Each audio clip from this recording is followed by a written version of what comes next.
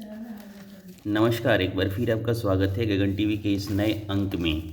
तो चलिए शुरू करते हैं।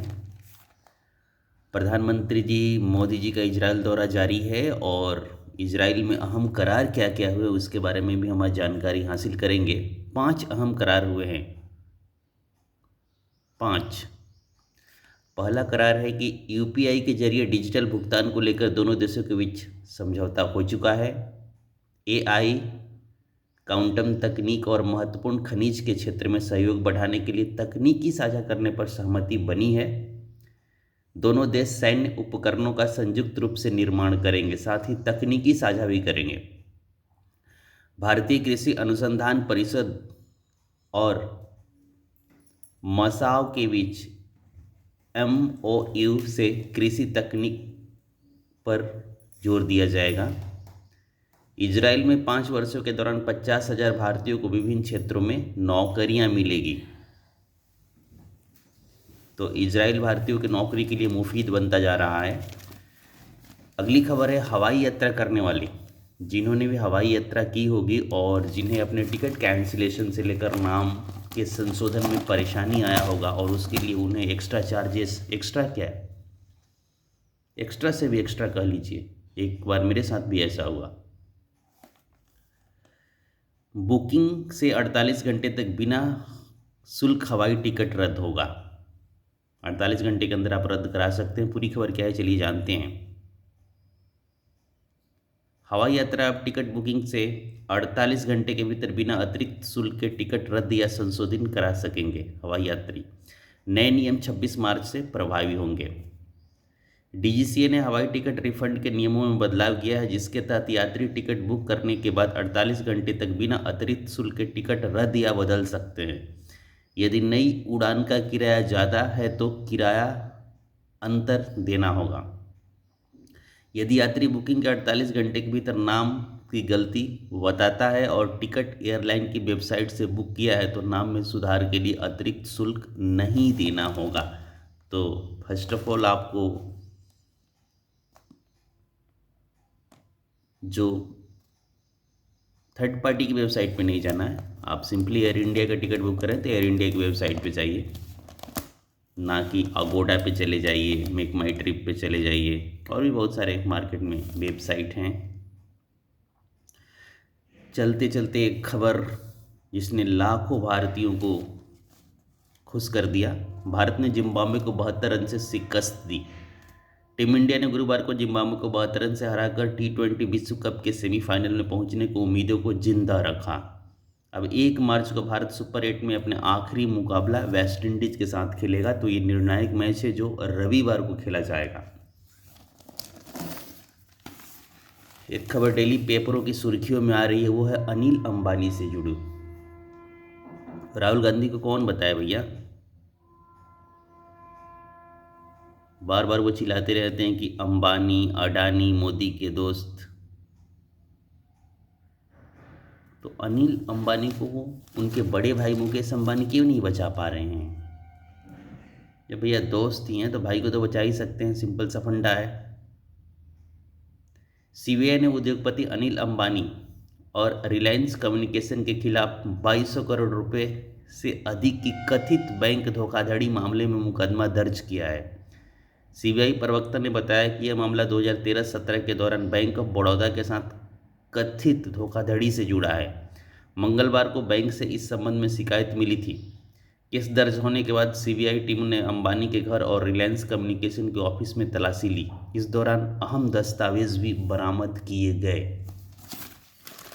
बड़े लोग हैं भैया, बड़ी केस है, तो इसमें हमें ज़्यादा जानने की ज़रूरत नहीं है।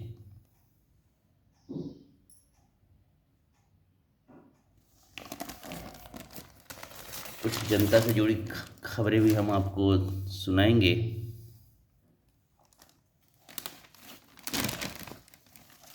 जनता से जुड़ी एक खबर है यातायात को लेकर। यातायात को लेकर माननीय मंत्री नितिन गडकरी जी का विचार आप सुनिए। देश में एक ही मंत्री है जो डंके की चोट पर यह कहता है कि आपका काम हो जाएगा तो समझो हो जाएगा, नहीं होगा तो नहीं होगा। केंद्रीय मंत्री गडकरी ने कहा कि सड़क सुरक्षा देश के लिए अत्यंत महत्वपूर्ण विषय है। भारत में हर साल करीब 5 लाख सड़क दुर्घटनाएं होती हैं और 1.8 लाख लोगों को जान जाती है। उन्होंने बताया कि हादसे में जान गंवाने वाले लोगों में 72% 18 से 45 वर्ग युवा वर्ग के लोग हैं। 18 वर्ष से कम आयु के 10,119 लोगों की दुर्घटनाएं में जान गई। हेमलेट का उपयोग न करने में 54,000 लोग, सीट बेल्ट का इस्तेमाल न करने में 14,000, जबकि तेज रफ्तार के कारण 1.2 लाख लोगों की जान गई। यानी तेज रफ्तार का कहर सबसे ज़्यादा है। अन्य प्रमुख कारणों में गलत दिशा, नशे में वाहन चलाना और मोबाइल फोन का इस्तेमाल करना। तेज गति, लापरवाही से गाड़ी चलाना, सिग्नल तोड़ना और शराब पीकर गाड़ी चलाना जैसे अन्य यातायात नियमों के उल्लंघन पर कुछ अंक काटे जाएंगे। लाइसेंस रद्द होने की जो प्रक्रिया क्या है उसमें देखिए, यदि सभी अंक समाप्त हो जाते हैं तो दोषी का लाइसेंस 6 महीने के लिए निलंबित किया जा सकता है या अपराध दोहराने पर रद्द भी किया जा सकता है। तो आपका लाइसेंस रद्द ना हो, इससे बचें।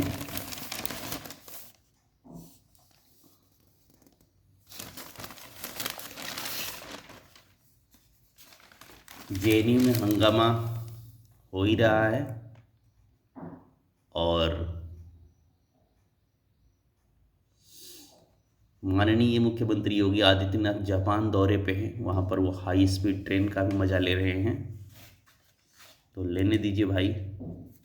लेकिन एक खबर जो ईमानदारी को तरासती है, ईमानदारी को लेकर है, और ईमानदारी, वो भी ईमानदारी छोटी मोटी ईमानदारी नहीं है, 10 लाख की ईमानदारी है।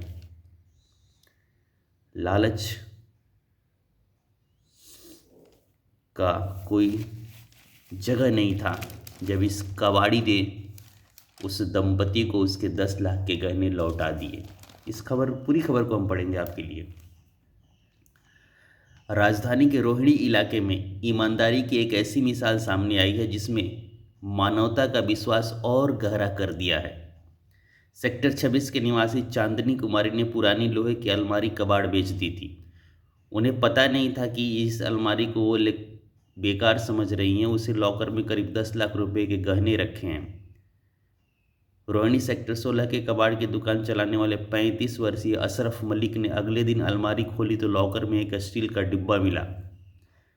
उसमें सोने के झुमके, नथ, अंगूठियां, मंगलसूत्र और 20 तोले चांदी के आभूषण चमक रहे थे। कुल इसमें लगभग 7 तोला सोना और भारी मात्रा में चांदी मौजूद थी।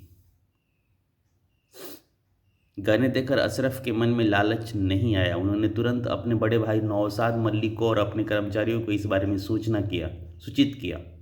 दोनों भाइयों ने फैसला किया कि इस गहनों को असली मालिक तक पहुंचाया जाएगा। उन्होंने उस कर्मचारी से संपर्क किया जो अलमीरा खरीद कर लाया था, ताकि मालिक का पता लगाया जा सके। इधर घर में भी उधड़-बुन थी। घर के लोगों को मालूम हो चला था कि हमारा सोना उसी अलमारी में चला गया है।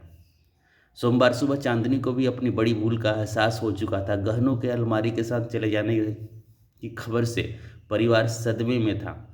ये कबाड़ वाले को ढूंढ रहे थे। तभी अशरफ की ओर से उन्हें संदेश मिला कि उनके गहने सुरक्षित हैं। दोपहर को चांदनी और उसके पति सुनील दुकान पर पहुंचे। अशरफ और नौशाद ने जांच के बाद गहने परिवार को सौंप दिए। अपनी खोई अमानत पाकर परिवार खुश हुआ। उन्होंने दोनों भाइयों की ईमानदारी की जमकर सराहना की। अशरफ और नौशाद मलिक ने इस कार्य ने साबित कर दिया है कि आज भी ईमानदारी और नेक दिली जिंदा है, तभी तो ये धरती चल रही है। और इस चैनल पर दी गई जानकारी यदि आपको अच्छी लग रही है तो आप लाइक करें, सब्सक्राइब करें और शेयर भी करें। लो जी, मोदी जी ने यहाँ भी बाजी मार दिया। इस खबर को देखिए। इंस्टा पर 100 मिलियन फॉलोअर्स वाले दुनिया के पहले नेता बने मोदी। प्रधानमंत्री मोदी ने गुरुवार को इंस्टा पर एक नया वैश्विक रिकॉर्ड बनाया। वे सोशल मीडिया प्लेटफॉर्म पर इंस्टा पर 100 मिलियन यानी 10 करोड़ फॉलोअर्स का आंकड़ा पार करने वाले दुनिया के सबसे पहले राजनेता बन गए हैं। जबकि दूसरे स्थान पर डोनाल्ड ट्रंप 43.2 मिलियन, यानी उनके आधे से भी कम हैं। 15 मिलियन के साथ सुबियांतो इंडोनेशिया के जो राष्ट्रपति हैं, लुला डी सिल्वा ब्राज़ील के 14.4 हैं, तुर्की के राष्ट्रपति एर्दोआन 11.6 है, और जेवियर मिलेई अर्जेंटीना के राष्ट्रपति 6.4 है। तो मोदी जी की लोकप्रियता का ये आलम है।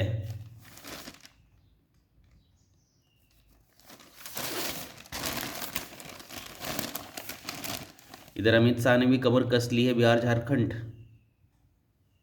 और बंगाल से घुसपैठियों को चुन चुन कर बाहर निकालने की बैठक पर बैठक जारी है।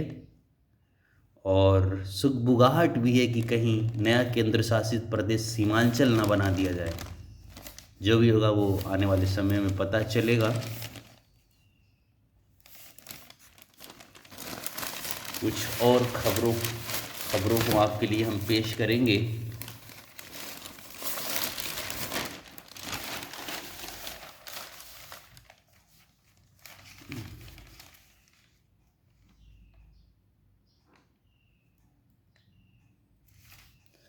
लो जी, एक और शादी की रस्म में देखिए इस जोड़ी को।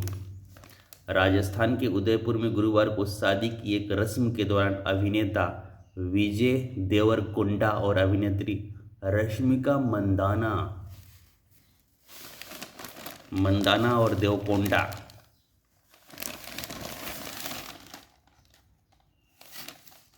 शादी के बंधन में बंधने जा रहे हैं।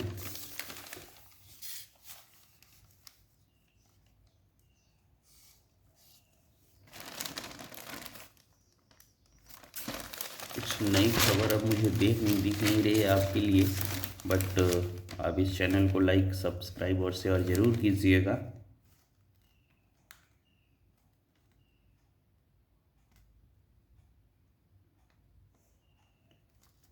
सोना यानी गोल्ड है जो चमकता ही जा रहा है। घबराइए नहीं, सोना को बचा कर रखिए।